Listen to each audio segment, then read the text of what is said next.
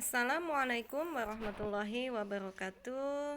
Selamat pagi dan salam sejahtera untuk kita semua, anak-anak ibu yang hebat dan luar biasa. Kita lanjutkan pelajaran kita hari ini, tema 3, peduli terhadap makhluk hidup, subtema 1, muatan pelajaran ilmu pengetahuan alam. Materi kita adalah kerusakan lingkungan. Manusia berinteraksi dengan sesamanya maupun dengan lingkungan. Interaksi antara manusia dan lingkungan yang tidak seimbang akan menimbulkan berbagai masalah. Misalnya kerusakan lingkungan. Nah, apa saja contoh kegiatan manusia yang menyebabkan kerusakan lingkungan? Yang pertama, membakar hutan. Kebakaran hutan mengakibatkan hilangnya habitat dan sumber makanan bagi satwa.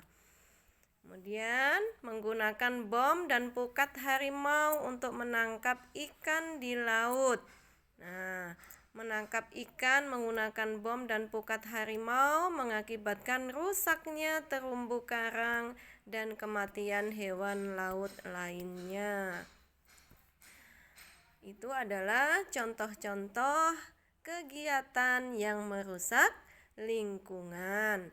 Masih ada lagi kegiatan yang bisa merusak lingkungan. Kalian bisa bertanya kepada kedua orang tua kalian. Kita lanjutkan materinya tentang bagian-bagian tumbuhan. Tumbuhan memiliki beberapa bagian. Setiap bagian tumbuhan memiliki fungsi masing-masing. Ayo, kalian bisa menyebutkan bagian apa saja dari tumbuhan tersebut? Akar, betul. Yang pertama adalah akar. Kalian perhatikan anak panah merah itu ya. Akar itu yang ada di dalam tanah. Akar, bagian tumbuhan yang tertanam dalam tanah atau beberapa ada di atas permukaan tanah. Kemudian jenis-jenis akar. Ada akar serabut. Nah, bentuknya bisa kalian perhatikan yang ibu lingkarin warna merah. Akar serabut dimiliki oleh tumbuhan biji berkeping satu. Contoh tanaman yang memiliki akar serabut seperti apa? Tanaman padi, tanaman jagung, ya. Nah, akar serabut berbentuk seperti serabut dan berukuran kecil. Nah, akar yang kedua ada akar tunggang. Nah, kalian bisa perhatikan gambar yang dilingkari warna merah. Akar tunggang terdiri atas satu akar besar dan akar-akar lain merupakan cabang dari akar utama. Ya, jadi terlihat jelas perbedaan antara akar serabut dan akar tunggang. Akar tunggang dimiliki oleh tumbuhan biji berkeping dua. Contohnya seperti apa? Tanaman mangga, tanaman jambu. Bentuk akar lain pada tumbuhan tertentu. Nah, kalian perhatikan pada umumnya akar itu berada di dalam tanah. Tapi ada akar yang berada di luar tanah atau menggantung seperti pohon beringin, ya. Akar gantung atau disebut juga dengan akar udara yang berfungsi untuk mengambil uap air dari udara. Nah, ada juga akar napas. Nah, yang contohnya seperti pohon bakau atau jenis api-api. Akar napas berfungsi untuk bernapas dan mengeluarkan zat tertentu seperti garam. Ada juga akar papan atau banir. Nah, kalian perhatikan anak panah ya. Nah, berfungsi untuk membantu tegaknya tumbuhan. Seperti apa? Akar pohon kenari dan pohon randu. Ada juga akar tunjang. Nah, kalian perhatikan bentuk akar tunjang berfungsi untuk penahan tumbuhan agar tidak roboh. Contohnya adalah akar pohon bakau dan pandan. Nah, tadi adalah jenis-jenis akar. Sekarang apa fungsi akar tersebut?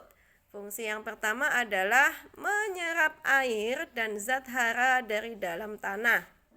Yang kedua, menguatkan berdirinya tumbuhan pada tempat tumbuhan. Dan yang ketiga, menyimpan cadangan makanan. Bagian tumbuhan yang kedua, batang. Nah, perhatikan itu ya, yang ditunjuk itu adalah batang. Bagian tumbuhan yang berada di atas tanah. Kalau akar tadi ada yang di dalam, pada umumnya berada di dalam tanah. Walaupun ada juga yang terlihat di luar. Kalau batang, tempatnya adalah di atas tanah dan terlihat. Nah, jenis-jenis batang, ada batang berkayu. Nah, memiliki zat kayu dan kandungan air yang lebih sedikit. Contohnya apa? Pohon jati, pohon mangga, pohon beringin. Ada batang basah dan berongga, bertekstur lunak karena mengandung lebih banyak air dan udara. Seperti apa?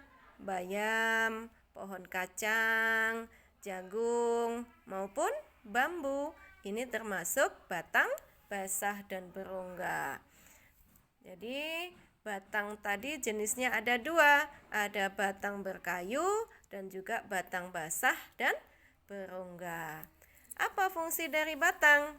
Menyalurkan air, zat hara, dan zat makanan ke seluruh bagian tumbuhan. Yang kedua, tempat tumbuhnya daun, bunga, dan buah. Yang ketiga, tempat menyimpan cadangan makanan pada beberapa jenis tanaman tertentu, misalnya tanaman tebu. Bagian tumbuhan yang ketiga adalah daun. Kalian sudah tahu semua kan ya? Bagian tumbuhan yang berbentuk lembaran dan tumbuh pada cabang-cabang batang. Nah, daun dibedakan berdasarkan tulang daun. Ada tulang daun menyirip. Nah, ada tulang daun menjari. Nah, seperti jari, kayak daun pepaya ya. Tulang daun melengkung, daun sirih, tulang daun sejajar seperti jagung. Nah, apa fungsi dari daun? Yang pertama, sebagai tempat fotosintesis. Apa itu fotosintesis? Fotosintesis adalah proses pembuatan makanan pada tumbuhan dengan bantuan energi cahaya matahari. Yang kedua, sebagai tempat penguapan air. Dan yang ketiga, sebagai alat pernapasan pada tumbuhan. Bagian tumbuhan yang keempat adalah bunga.